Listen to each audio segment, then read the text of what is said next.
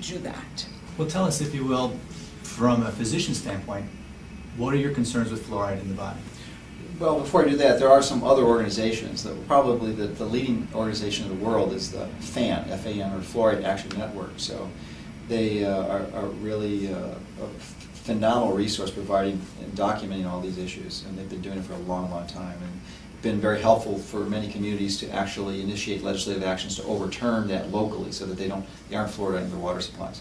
So my concern for, as a number of ways, as I said, it's a systemic poison. It is actually will start to damage your bone density. It can actually increase certain types of cancers. More importantly, though, it's one of the more common causes of thyroid dysfunction or hypothyroidism in women. So it's a massive cause of low thyroid. So you've got to be careful, and it's important to understand that almost all water filters do not remove fluoride from the water. And if it's added in the municipal water supply, as it frequently is, when you go to the restaurant and they give you tap water, which I think is a good option, better than most everything they're going to serve, you have to be careful because there's going to be fluoride and drugs and rocket fuel and a lot of other things in the water.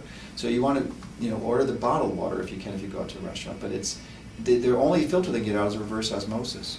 But the other things that can cause those are the major ones. I'm just kind of a little blank at that point, but there's about a half. I mean, it's well documented what the issues are. It's just absolutely. It's you just go to the site and go to the FAN network, and there's many challenges with it. It's the whole principle is why would you want to swallow a poison?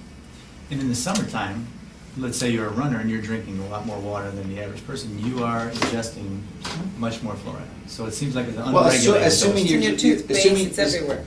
Yeah, the toothpaste is probably the single most important supply.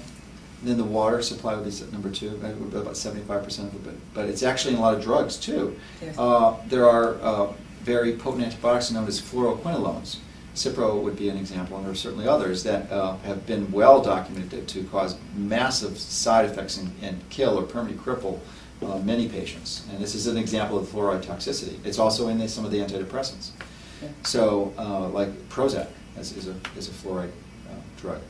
So they put it in there for and it's poisonous whether in whatever form you get it in. So another form is your frying pans. The non-stick frying pans, the Teflon type. Which is completely safe as long as you don't heat them.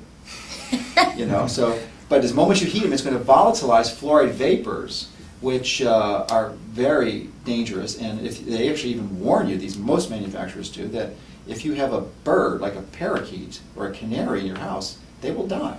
They warn you that because they know about the liability. They'll kill the birds, which are very sensitive.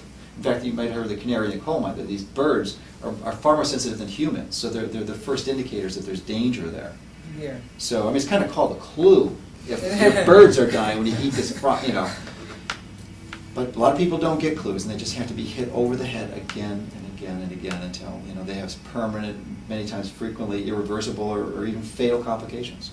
Well, you mentioned that water filtration systems do not filter it out. Most all except for reverse osmosis. That's the only one, or distillation, which I'm not a big fan of, but those are the only two that will take out fluoride. You cannot remove it otherwise. It just does not come out in carbon filters. There is some suggestion that copper, zinc types of filters will do that, or activated aluminum, but there's new research that suggests they just don't work. They do take out some, but it's virtually insignificant.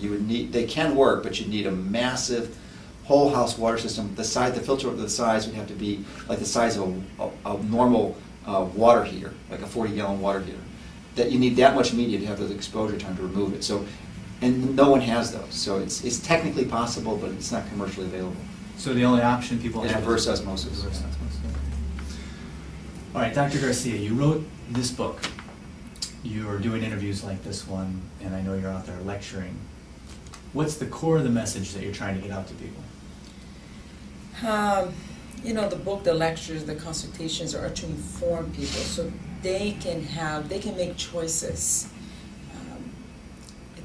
They have to understand the connection between the mouth and the body. They have to understand that the same blood supply, the same lymphatics goes around the teeth, the gums, the TMJ joints, it goes around the whole system. So health is a puzzle. There's different parts of this puzzle. One of them is the mouth. You have stress, how people handle skills, have skills to handle stress. You have nutrition is a big part of this puzzle. And sleep, there's so many different parts that have to be addressed. And the mouth becomes a big part of this whole puzzle, because there's a lot of toxicity that comes from infections in the mouth. Materials that are not immunologically well received by the bodies, because whatever you put in your mouth is there day in and day out. You can't remove it.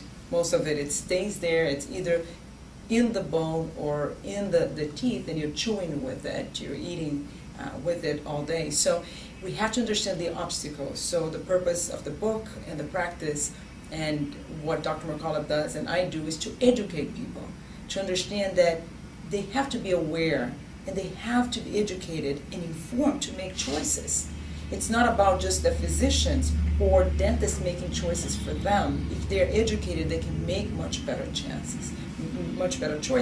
And they also have to be able to have the skills and the information to choose the right practitioners, the right physicians and dentists and nutritionists, to be part of the network of people that guide them and their families and friends.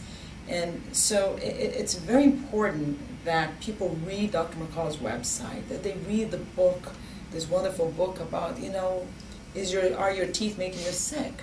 So people can truly learn better, be more informed, and make better decisions, instead of blaming the dentist because they have chosen this conventional dentist that perhaps have made choice for them. So it has to be, patients have to be educated and make their own choices. And that's what we're trying to do, to educate patients to be able to do that. Informed consent. Informed consent. Yeah. Dr. Mercola, you're already making a tremendous impact on improving people's health through your website and through your practice. But what I'd like to know is, from your perspective, how do you see this new paradigm, physicians and dentists actually working together, collaborating, this new paradigm, how do you see it making inroads against the conventional mindset? Well, it's a long, slow process. I mean, I think it has to start with education, as Dr. Garcia said, that people need to have information and understand it in a way that's digestible. So once they understand that, then they can start to make choices, and their demand for these types of services will increase, which will increase the demand for dentists who are trained in these therapies. So, and then the physicians too will understand that, because the drive will come from the bottom up. It's not going to come from the American Medical Association or the professional medical societies at all. So, I mean, there's just not. Because and that's historical. It's nothing to say badly about them. It's just that that's just the way that humans operate.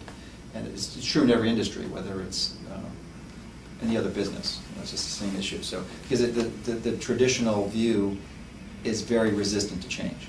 So, but typically when there's a demand from the public, from the consumers, then a wise business will respond to that, and astute people and professionals they'll be sensitized to it, and then they'll create that, and then there'll be eventual collaboration has to occur, but it has to occur from the bottom up. So, learn the information, become educated, make the choices, and then find a good dentist, and then things start from there. But with this information, you can start to. Our famous motto is to take control of your health, for themselves, not only themselves, but for your family. Absolutely. Well, thank you both very much. Thank you. For further information about Dr. Mercola or holistic medicine, you can go to his website, which is mercola.com. That's MERCOLA.com.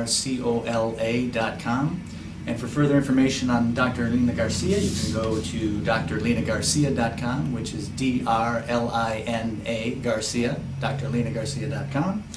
And you can also look for her upcoming book, Are Your Teeth Making You Sick? Holistic Dentistry in the 21st Century.